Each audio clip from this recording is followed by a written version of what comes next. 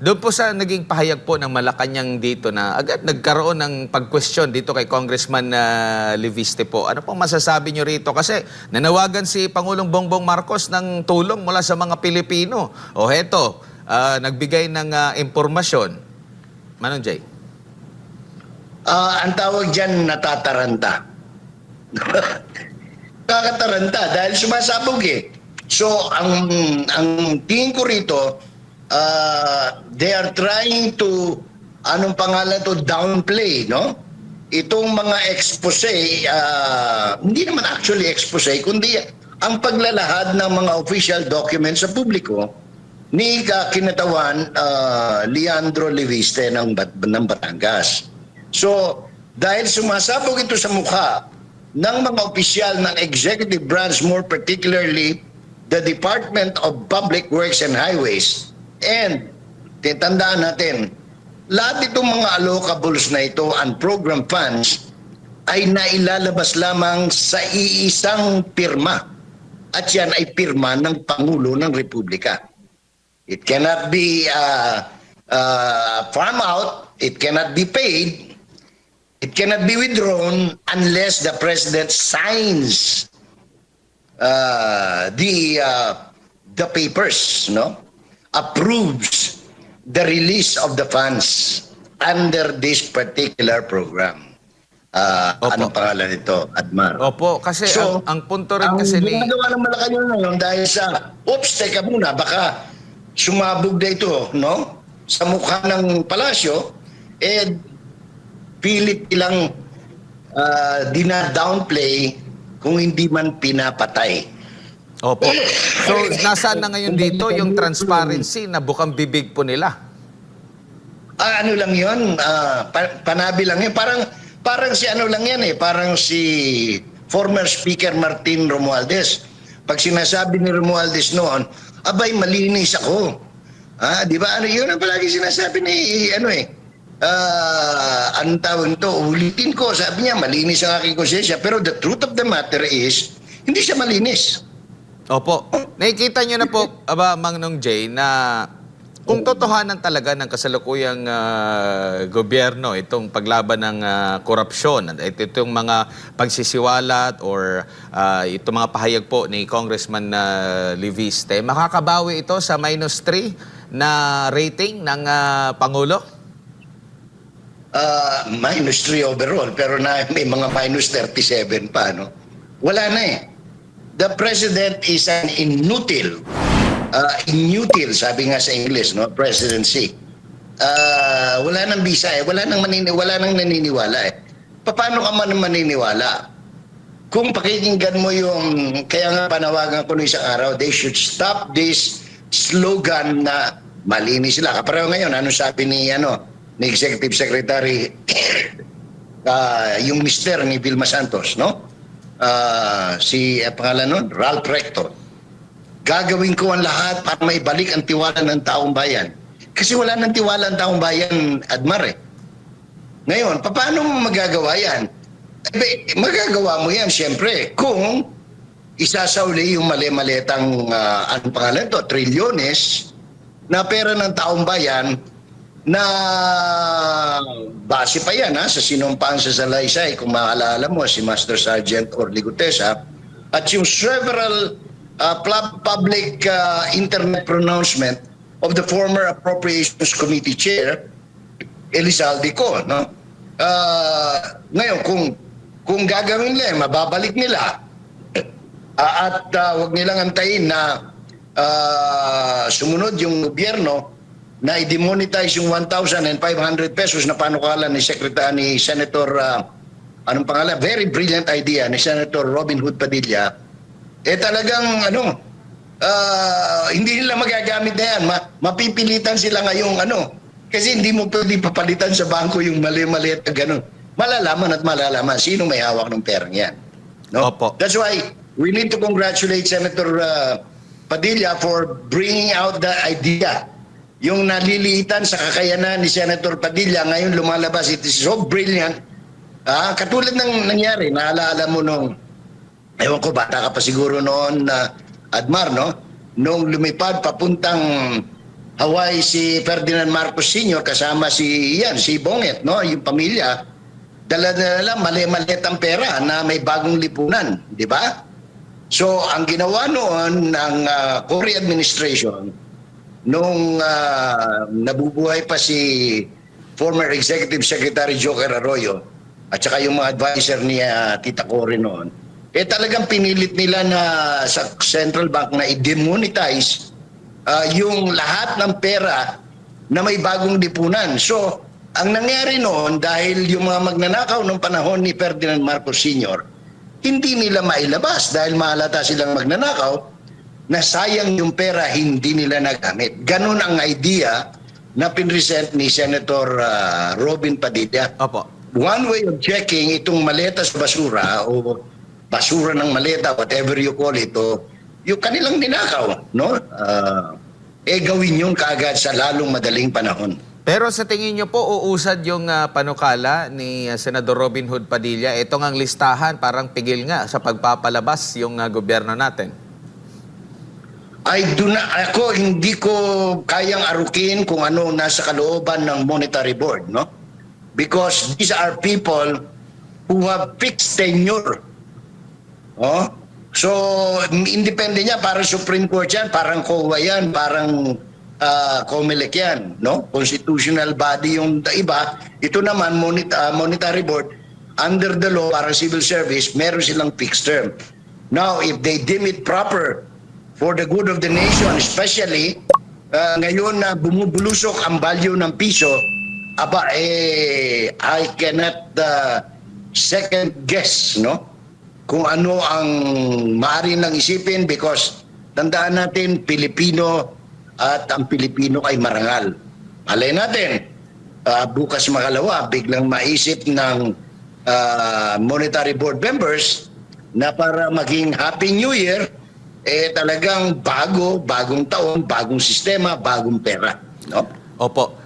Meron pong recent post, mga 6 hours ago ata ito na post ni Congressman Leviste na magpi-privilege speech siya kung papayagan. Yes. Kasi una niyang sinabi sa kanyang mga panayam na pinipigilan daw siya ng mga kasamahan niya sa Kongreso na isiwalat ito lalo na sa pamamagitan ng privilege speech. Anong masasabi niyo po dito, Manong Jay? Sinasabi pa, kung papayagan siya, bakit hindi payagan na meron din siyang kinakatawan? Meron din siyang karapatan siguro magsalita gaya ng yung iba pang mga kongresista. Correct. Diyan masusubok ngayon kung totoong malinis o matanong tao si Speaker Bogie D. No? Kasi ako, matagal kong kasama sa templo, sa Taoist Temple, itong si Speaker Bogie D. No? Siguro mga 20 years. I find him to be a decent man. No? Ngayon, masusubok yan mamaya. No? Kung meron mang special session because of the ratification of the BICAM report, no? Or kung kailan man mangyayari yan. Kasi anong tawag nito, with -3 na anong pangalan nito, trust rating o pagtitiwala, nawala na ng pagtitiwala ang tao sa executive branch of government headed by the president. I would find it unusual kasi maniniwala na talaga ang taong bayan yan na kaya siya pipigyan dahil doon sa 151 million na inaalok sa bawat kongresista, no? Ngayon, yan, magkakabistuhan na ngayon, no? Because kung hindi man siya payagan dyan, there is a way for Congressman Leviste para isa publiko ito. Magpatawag siya ng press conference. Lahat ng, anong pangalan nito, vloggers at saka yung mga independent media, no, mainstream media, dumalo at i-air ito, daig pa yung nag-privilege speech sa Kongreso. Kaya walang choice ang Kongreso but to allow him. Because if they do not allow him to speak as a solon, no, bilang mambabatas, then mas malaking perwisyo kapag ka nagpatawag ng isang malawakang press conference and about 100 vloggers will be there. Sa panahon ngayon, ang tao mas nakatutok sa mga vloggers kaysa sa mainstream media, Admar. Opo. Dito tayo sa allocables or bilang pagiging proponent. Bakit po kaya hindi sila proud, Manong Jay? Hindi naman po, sabi naman po ni Congressman Levis, hindi naman ibig sabihin na ikaw ay naging proponent dyan. Meron na agad na tiwali. Ikaw lang ang parang nag-request ng ganyang pondo. Maliban na lang talaga kung nakinabang ka. No, bakit hindi kaya sila proud na marami silang mga proyekto na ma-implement sa kanila pong distrito? Kagaya po ng pagiging proud nila pag nagbalandra po sila ng mga tarpaulins nila na through the efforts of Kong, ganito, ganyan, Manong Jay. Kasi, hindi malinis ang konsensya, Admar. Kasi kung, halimbawa, katulad ni Risa Ontiveros, no? Yung senador na mahilig maglabas ng mga peking witness, no? Dinideny pa niya, meron niya. Wala namang masama kasi trabaho talaga ng mambabata dyan. Pagka yung sinusuri yung budget at merong gamit, ikaw ay kinatawan ng mamamayan, no? Maraming lumalapit sa iyo, maraming nahiling ng tulong. Siyempre, gagawan mo ng paraan yan sa legal na paraan by making sure na, Senado, Cabinet Secretary at kay mga Sub-Secretary, Assistant, USEC, tingnan nyo nga kung saan po pwede itong ilagay nyo, i-program ninyo nang sa ganun ay magkaroon ng tulay doon sa munisipyong ganito. Walang masama roon. Nagiging masama siya sapagkat yung nagkaroon ng, anong tawag niyan, sistema, ang mga politiko, na pagka silang sponsor, sinasabihan ni PWH, make sure, nandyan yung project na yan, dinadagdagan nila ng make sure contractor ko ang gagawa niyan. Kaya nagkakaroon ng problema, Admar. Kaya nababagabag yung konsensya nila. Pero kung totoo lang, na talagang pagtulong lang ang gagawin, walang masama. Diyan sa, anong pangalan nito, identifying priority projects for their localities, no? In the case of the congressman, their district; in the case of the senator, for their national constituency. It only becomes bad because they make it bad by receiving, anong tawag nito? Their LSMPI. Alam mo ba kung ano yung LSMPI? Ano yan, Manong Jay? Admar? Ano yun? Alam mo kung ano yung... Yan ang talagang... yan ang kasabihan dyan sa DPWH. LSMPI ng mambabatas o ng Cabinet Secretary. Lagay sa mga putang ina. Yan ang, yan ang definition. Manong Jay, naka-live tayo. Manong Jay, dito na lang bilang panghuli. Sa pinag-uusapan po, 2024-2025 budget, manumalya, no? Ang daming kontrobersya, issue ng korupsyon. Pero sa gitna nito, marami pa rin po ang sinusubukan maghugas ng kanilang mga kamay. Ala Poncio Pilato po na di sila involved, na dumaan sa tamang pagsusuri sa bawat budget, o kumbaga wala na silang pananagutan dito kasi taga-ano lang naman kami yung sa implementation naman dyan. Pero sa tingin mo, maniniwala pa ba ang taong bayan kung same pa rin, gagamitin pa rin nila ang ganitong klase ng pagrarason o palusot dito naman sa 2026 budget na inaprobahan nila? Kumbaga parang alam na nila, na alam ng taong bayan na marami ng mga anomalyang nangyayari sa previous na mga budget, tapos aaprobahan nila, tapos malalaman na naman na meron na namang issue po ng korupsyon. Maniniwala pa ba ang tambayan sa tingin nyo po dito sa kanilang maaring ulitin ng mga palusot? Alam mo, Sutal, nabanggit mo yung 2024-2025 national budget. Ako alam ko, 4 lang ang walang allocable doon. No?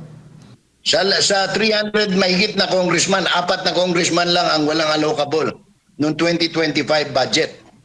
Si Pulong Duterte, yung congressman na Ungab ng District 3, Sino pa ba yung dalawa? Teka muna, medyo mahina na yata aking memory. Basta apat lang. Si Congressman Pantaleon, former Speaker Pantaleon Alvarez ng Davao del Norte, at isa pa, no? Ng Zamboanga, kung di ako nagkakamali, taga Zamboanga, yung walang allocable doon sa 2025. Ngayon, whether they will repeat that, ngayon nga mabuti, lumalabas yung mga kwento ahead of time eh.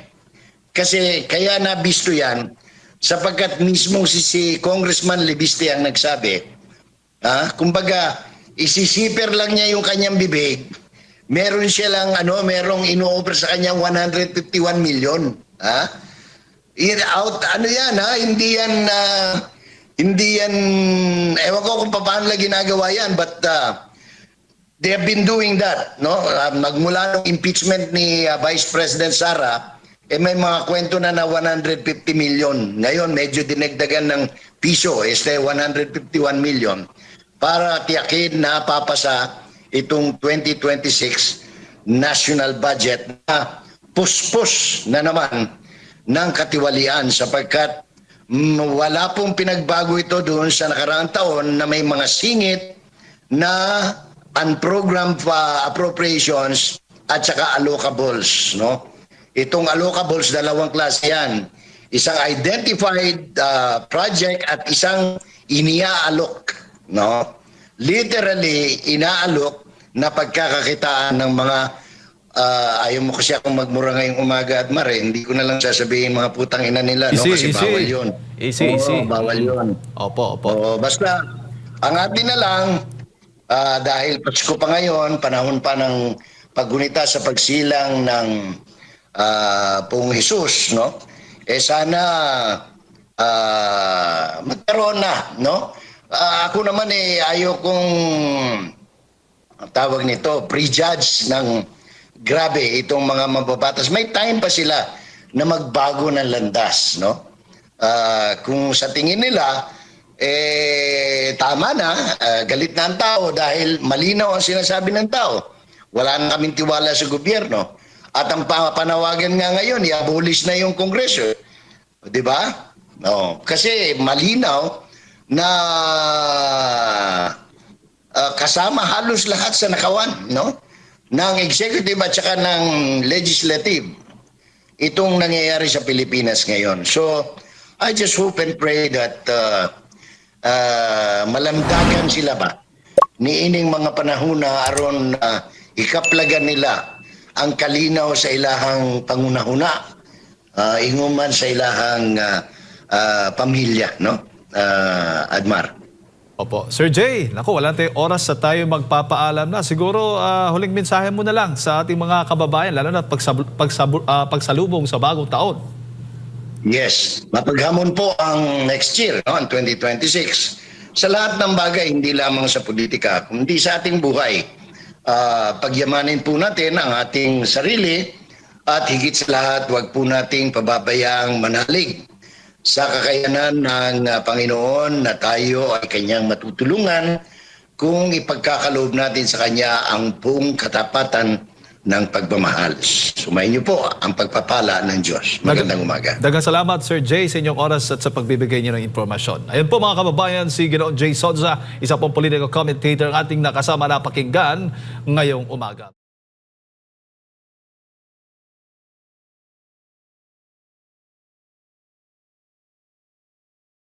Ang